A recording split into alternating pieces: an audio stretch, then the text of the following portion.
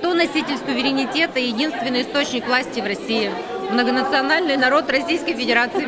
Первый вопрос большого этнографического диктанта звучит именно так. Их всего 30 и дается 45 минут. Казалось бы, ничего сложного, но остальные вопросы, составленные Федеральным агентством по делам национальностей совместно с МГУ, заставили участников задуматься, вспомнить историю, литературу. Здесь я не помню, вот все последний вопрос. Было достаточно сложно, неожиданно, потому что мне показалось, что в вопросах самих уже какая-то подсказка заключалась, но все-таки было достаточно необычно. Я ожидала, может, чего-то более простого, наверное. Некоторые, признаюсь, отвечал методом исключения.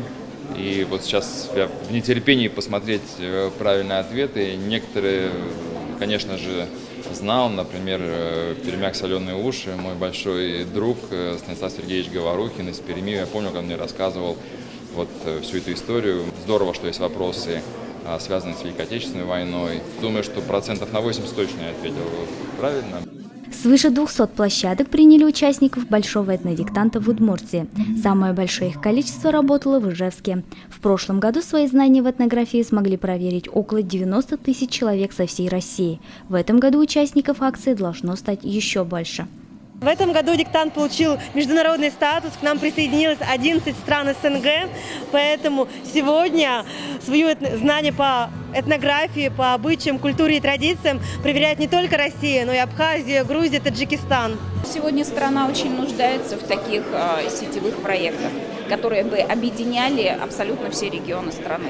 Это сегодня такой очень нужный, необходимый тренд для страны. У большого этнографического диктанта появился свой гимн, на который сняли клип. Над его созданием трудилась творческая молодежь Удмуртии.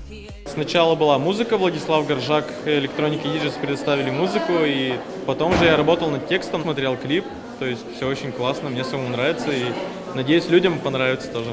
И главное, чтобы они полюбили этнографию. Этнодиктант можно написать и в онлайн-режиме на официальном сайте проекта. Все желающие смогут это сделать до 5 ноября. Каждый участник получит сертификат, а результаты этнодиктанта можно будет узнать 12 декабря.